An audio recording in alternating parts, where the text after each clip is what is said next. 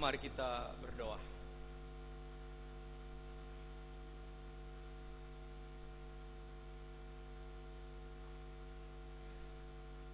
Ya Roh Kudus, waktumu luar biasa bagi kami sekarang ini. Engkau dinyatakan di dalam sejarah gereja, dan Engkau berkarya dengan luar biasa, seturut kebutuhan zamannya, seturut kebutuhan gereja dibentuk dan dibangun, dan seturut kebutuhan kami. Hari ini kami selalu berharap dan memohon agar pengajaran-Mu, pertolongan-Mu bagi kami saat kami membaca dan mendengarkan firman Tuhan itu menjadi kekuatan bagi kami, karena tanpa Engkau kami tidak dapat pengertian apa-apa.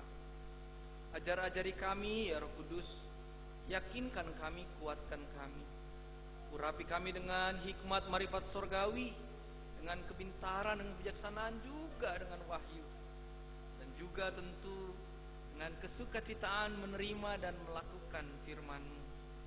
Urapi kami semuanya satu persatu, baik kami yang mendengarkan maupun kami yang memberitakan, di dalam anugerah dan cinta Tuhan Yesus Kristus. Amin. Kita bersama-sama memperhatikan 2 Korintus 3 ayat 1 sampai dengan 6.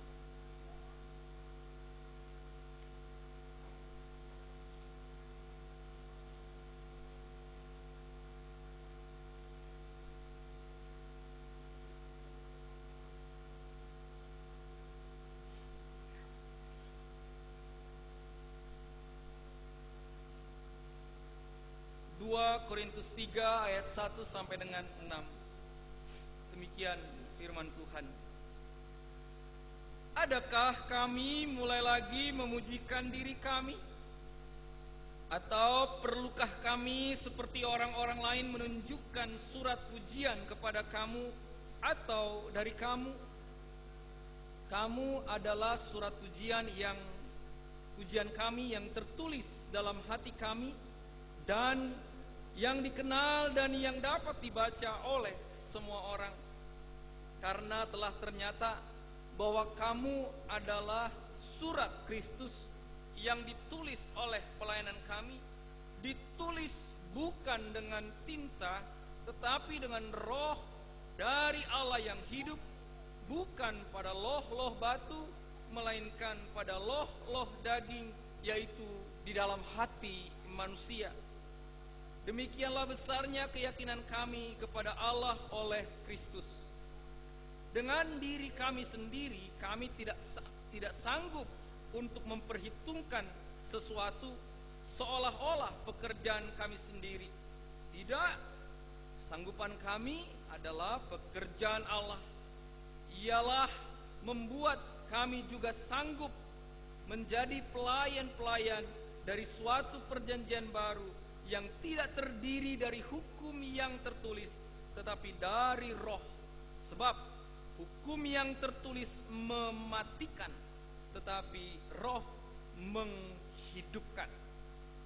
Itulah pembacaan firman Tuhan. Yang berbahagia adalah setiap orang yang mendengarkan firman Tuhan serta memeliharanya. Haleluya.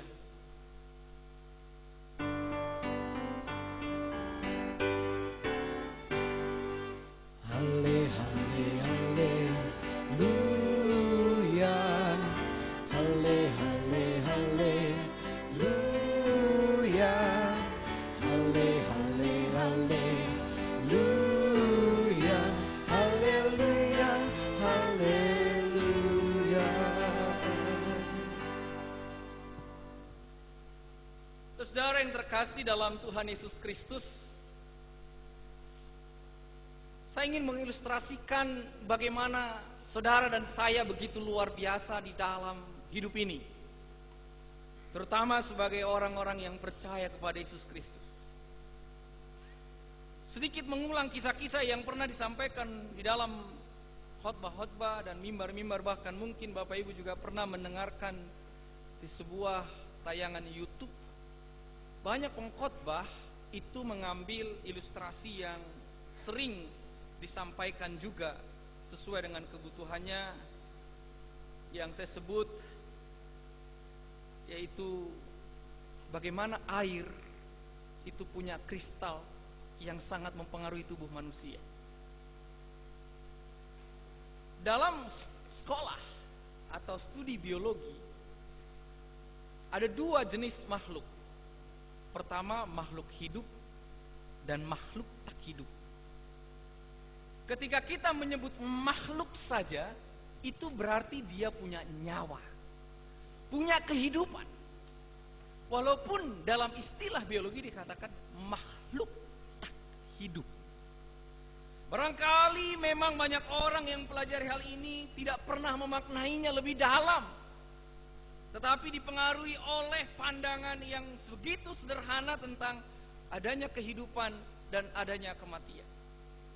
Tapi saudara yang terkasih dalam Tuhan Yesus Kristus, saya ingat sekali sebuah lirik lagu Ebit Kiade yang mengatakan, dia yang berjalan melintasi malam adalah dia yang kemarin dan hari ini.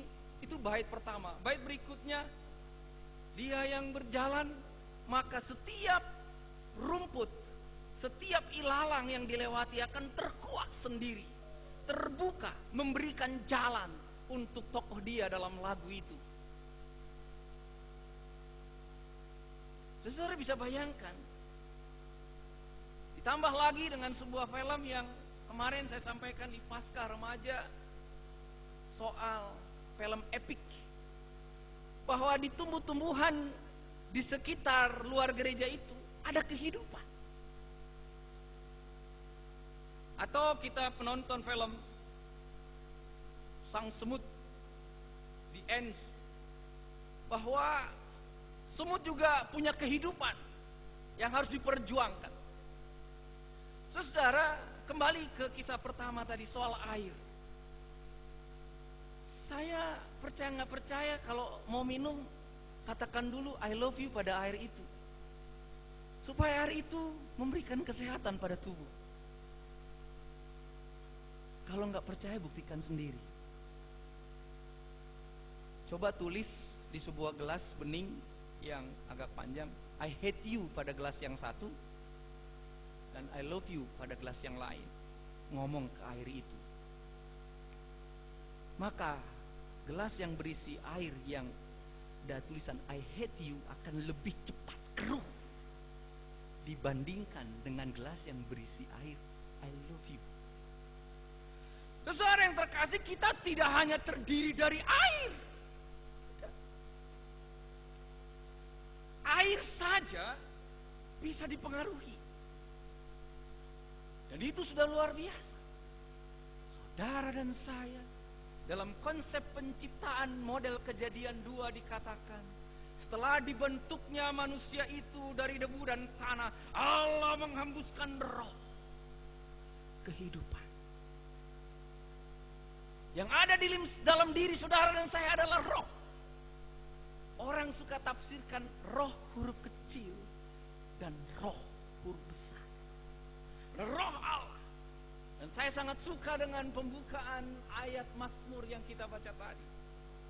Ketika Tuhan mengambil roh dari semua makhluk hidup, mereka segera binasa dan kembali kepada debu.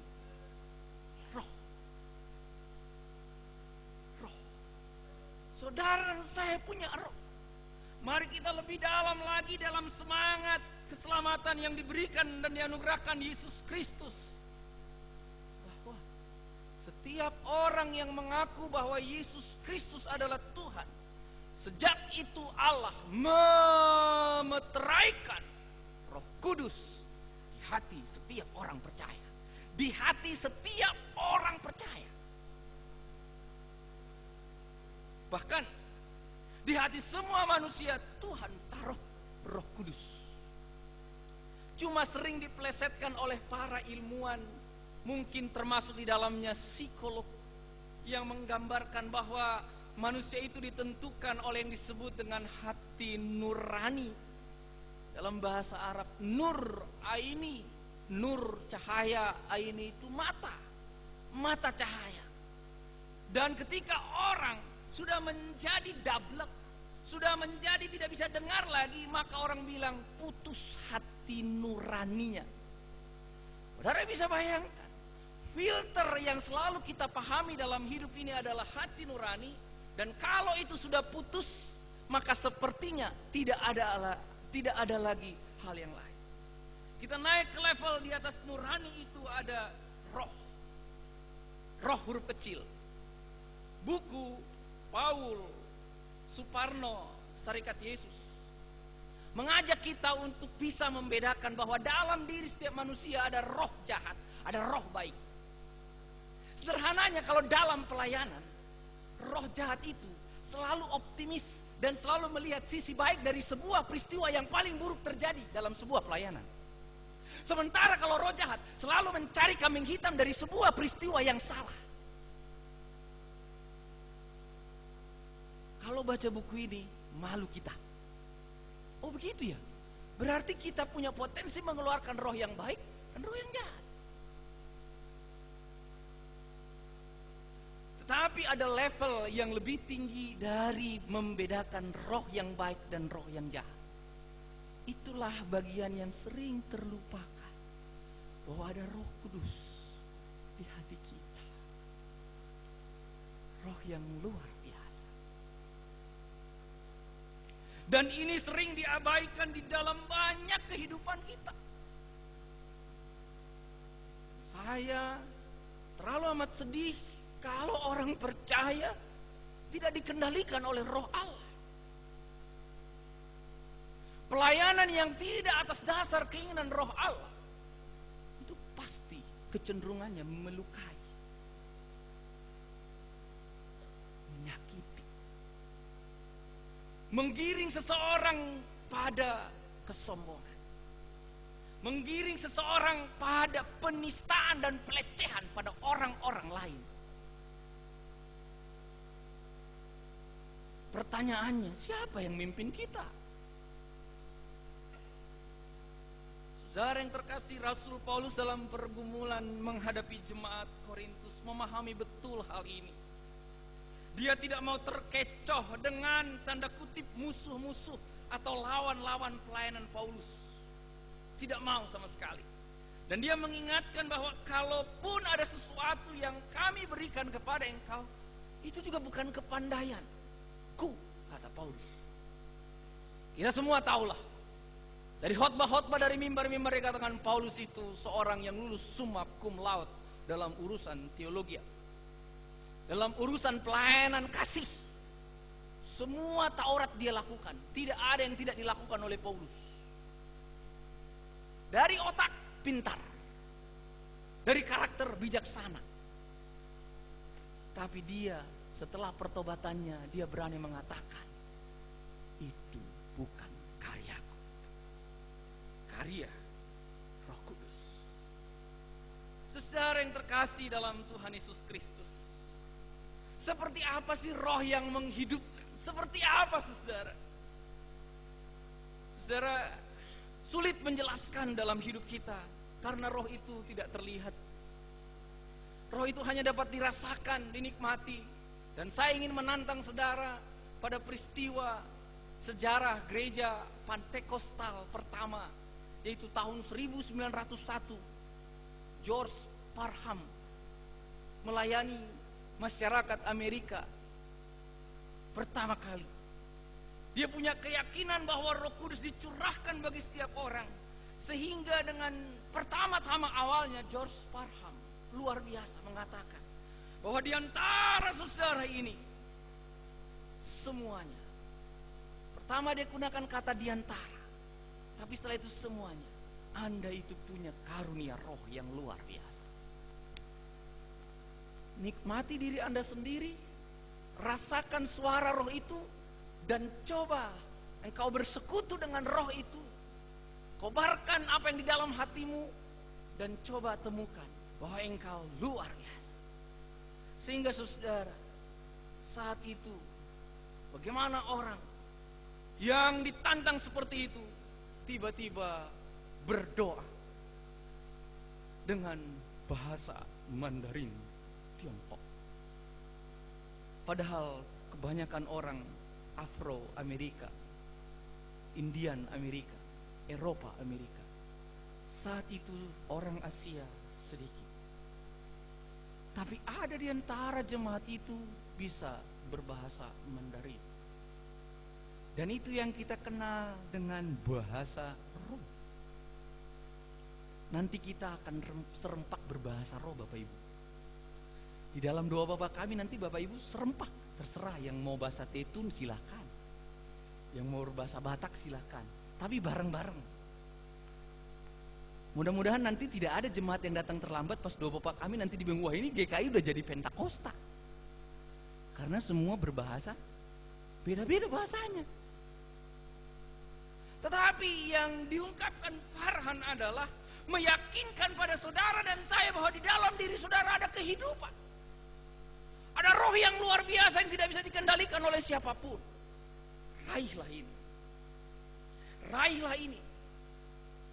Dan ini yang dalam bahasa populer bahkan sangat sering kali didebatkan, didiskusikan. Wah, hati-hati dengan pertumbuhan gereja yang disebut Christian Science. Christian Science sekarang ini berkembang menjadi sebuah perkembangan kekristenan yang mengandalkan logik, yang mengandalkan kepandaian, lalu yang membumbui segala hal bau rohani itu dengan hal-hal teknologi atau ilmu pengetahuan. Yang sekarang sedang dilakukan oleh banyak perusahaan. Bagaimana ada pelatihan berpikir positif. Saya sering kali kesal terhadap orang-orang percaya di gereja. Kenapa? Kenapa? Di kantor dia bisa luar biasa bekerja dengan profesionalisme. Kok di gereja melempem ya? Atas nama pelayanan. Saudara, Roh Kudus tidak akan pernah bisa dikendalikan oleh siapapun dalam hidup kita. Dia bergerak luar biasa, seturut dengan keinginannya. Bahkan dia tidak peduli apa yang menjadi keinginan saudara dan saya. Contoh Alkitab yang luar biasa soal Balak dan Bileam. Yang satu diminta untuk mengutuk, menginginkan kehancuran. Tapi saudara, orang yang dipimpin roh itu lebih besar kuasanya. Dan dia akan berkemenangan. Saudara jangan pernah takut akan hal itu. Jangan pernah takut. Dia akan memenangkan kehidupan saudara dan saya. Saudara, kenapa di atas mimbar ini Pendeta Tohom sering berdoa untuk para pemimpin yang sedang berusaha menjadi orang nomor 1 di negara ini? Bisakah kita mempengaruhi calon presiden dan wakil presiden itu dengan doa kita? Bisa. Kenapa tidak? Coba seandainya saudara berdoa seperti orang Pos Pondok Karya. Waktu mau ngadain acara Natal saat musim hujan. Dan mereka akan tidak mau mengeluarkan biaya banyak. Berarti pakai sebuah ruangan di Pondok Karya, di kepolisian, di kompleks. Saudara tahu pilihannya di mana? Di tempat terendah di Pos Pondok Karya. Di Pondok Karya, tempat paling rendah. Kalau hujan datang 2 jam, dia langsung kelelep.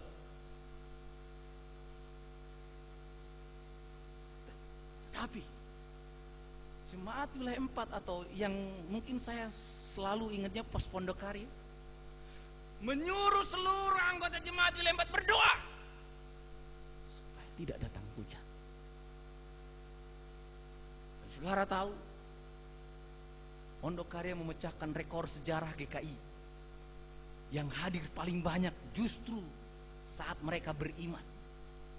Semua berdoa, saudara.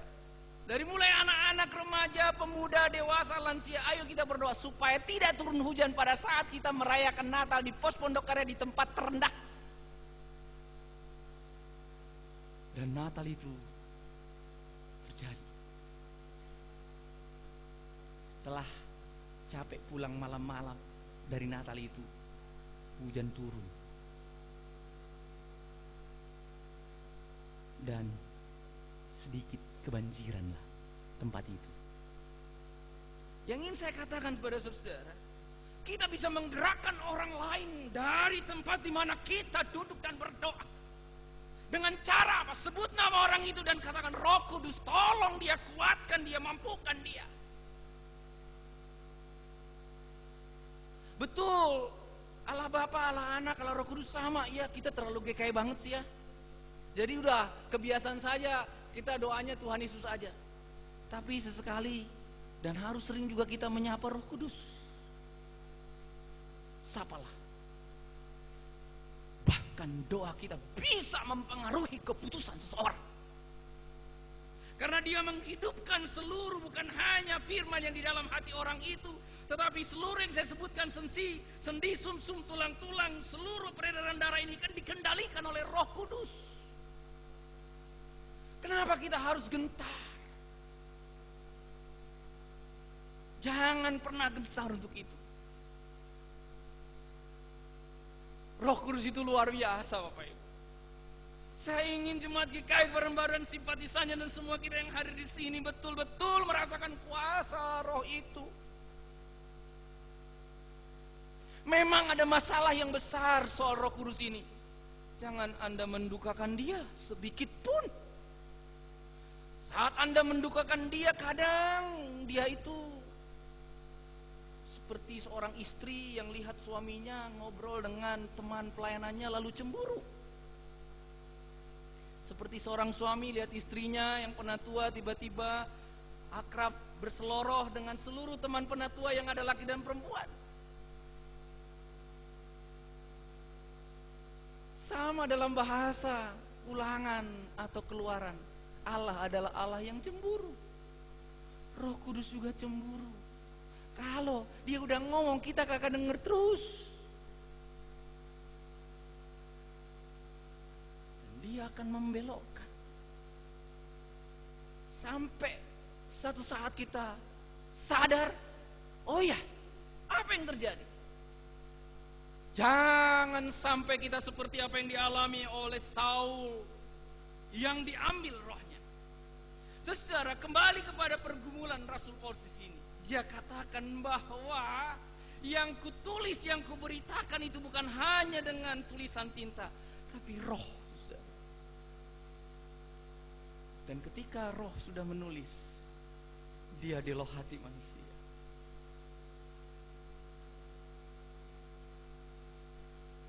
Kemarin di pelayanan Paskah Pentakosta wilayah 10, saya memberikan kuis pada anak-anak jalanan di sana. Ya bukan anak jalanan persisnya, ya memang tanah itu tanah yang tak tergarap lah, tanah garapan istilahnya.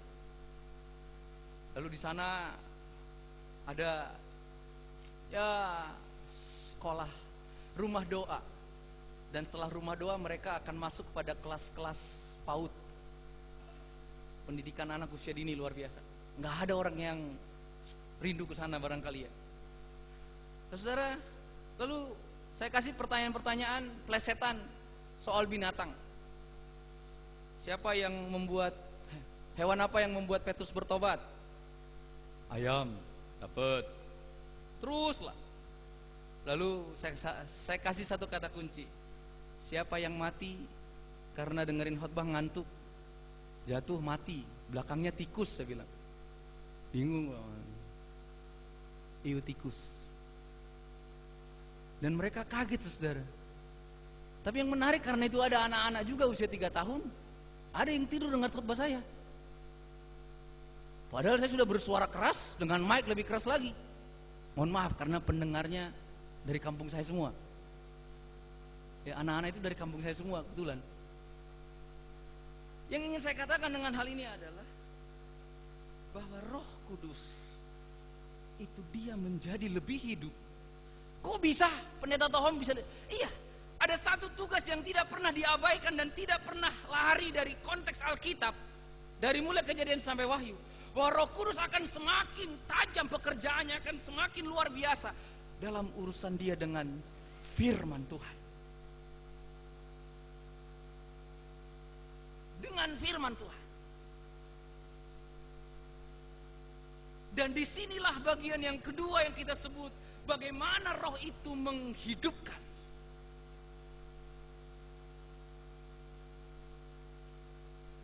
kata-kata saja bisa membuat orang terluka.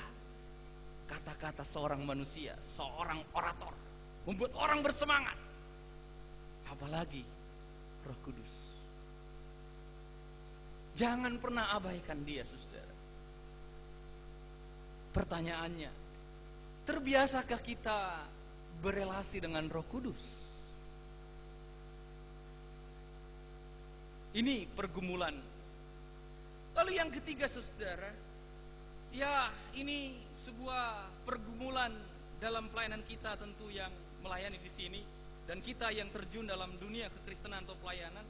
Saya menyebutkannya juga dalam liturgi, dalam renungan warta ini, bahwa Roh Kudus itu adalah penghubung yang membuat atau pencipta jejaring antara saya dan Bapak Ibu.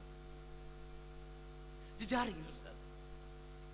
Saya bisa merasakan bagaimana pergumulan Bapak Ibu itu karena Roh. Jadi saya ingin tanya pada Bapak Ibu, sederhana saja. Siapa yang pernah dari tempat duduk Bapak Ibu melihat pendeta Tohom lalu mengatakan di dalam hatinya bahwa Bang Tohom sedang sedih?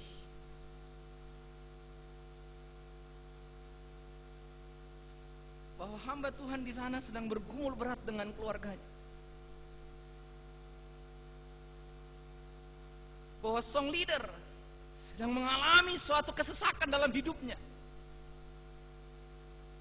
Bahwa di antara para penatunya ada yang berbeban berat.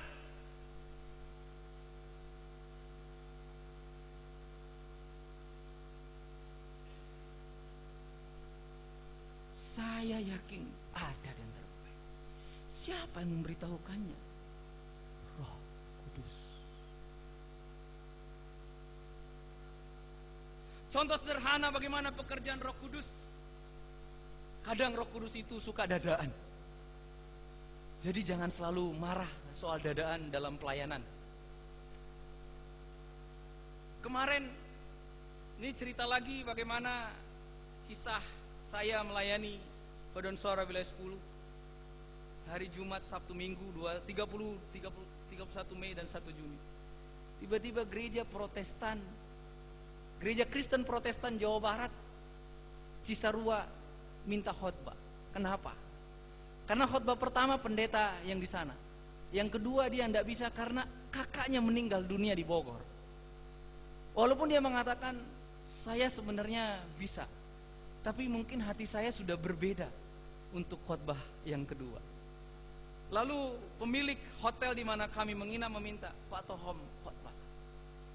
Saya nggak sempat nanya apa pergumulan di sana, nggak sempat Bapak Ibu. Satu saat selesailah khotbah itu, Pak Pendeta datang dengan sederhana mengatakan, Tohom, terima kasih. Ada apa Pak Pendeta? Tadi kan Pak Tohom mengakhiri khotbah dengan mewarisi sesuatu, bahwa kita ini ahli waris. Setelah kenaikan kan Yesus sudah naik ke surga. Ada yang diwariskan dong kan? Tahu nggak Pak Tohom? Saya nanti bulan Juni ini, itu kan 1 Juni. Inilah bulan-bulan di mana saya akan berakhir pensiun di sini. Dan saya harus mewariskan sesuatu. Saya enggak janjian Bapak Ibu. Enggak janjian. Enggak janjian. Tetapi kembali jika orang percaya Roh Kudus telah dimeteraikan di hatinya, akan terjadi konektivitas jaringan-jaringan di antara orang percaya. Akan terjadi. Akan terjadi. Jangan pernah remehkan itu sedikit pun. Jangan pernah. Karena dia memang luar biasa. Inilah semangat yang disebut Roh Kudus menghidupkan, Roh yang menghidupkan. Dan inilah yang membuat para rasul ketika Pentakosta itu menjadi orang-orang yang mengalami kuasa yang luar biasa. Saya rindu saudara semua yang hadir di sini mengalami kuasa ini, mengalaminya.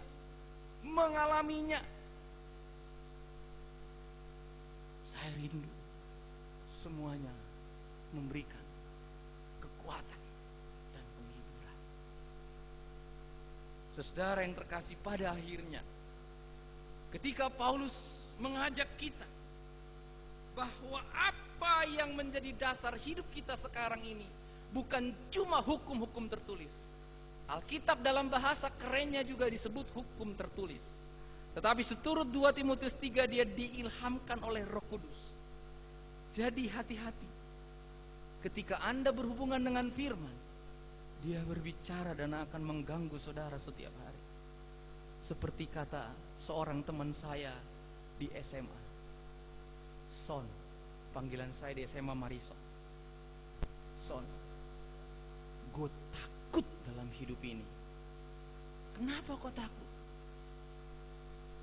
Saat saya mulai berdoa, Tuhan usik saya dengan kehidupan baik dan buruk.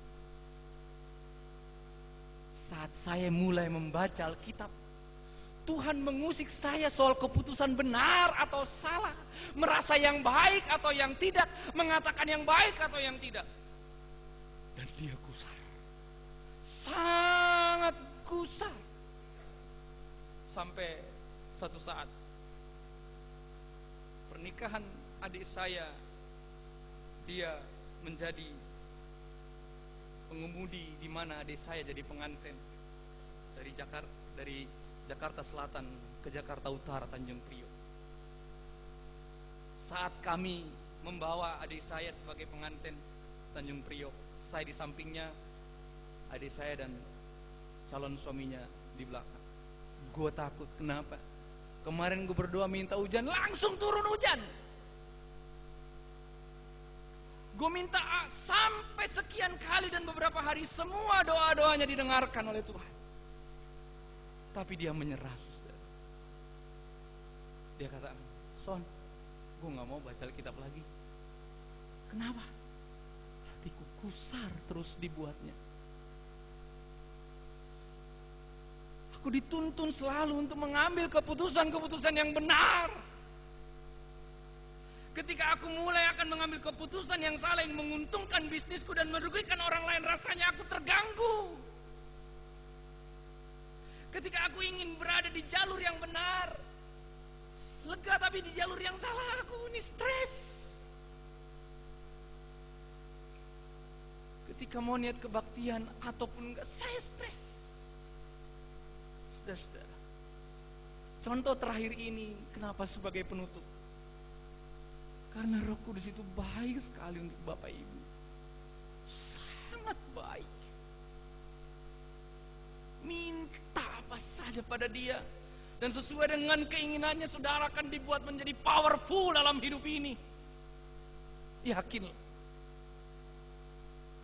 Siapa sih orang yang saudara paling tidak suka dan sulit diubahkan? Datangi Roh Kudus, jumpai Dia, Roh Kudus, perlahan-lahan, dan itu akan segera mengubahkan segala sesuatu. Hari ini hari raya Pentakosta, jangan sia-siakan kuasa Roh, materai Roh Kudus dalam hati kita, jangan sia-siakan. Mari kita berubah, karena dalam diri kita bukan hanya roh tohom tumpal marison pardini, tapi ada Roh Kudus. Ingat, di sini ada 3 roh, roh baik, roh jahat, dan Roh Kudus. Tergantung kemana kita akan lebih bersekutu. Saya menantang saudara untuk selalu bercakap-cakap dengan Roh Kudus. Yakini dan buktikan, hasilnya sungguh luar biasa. Amin.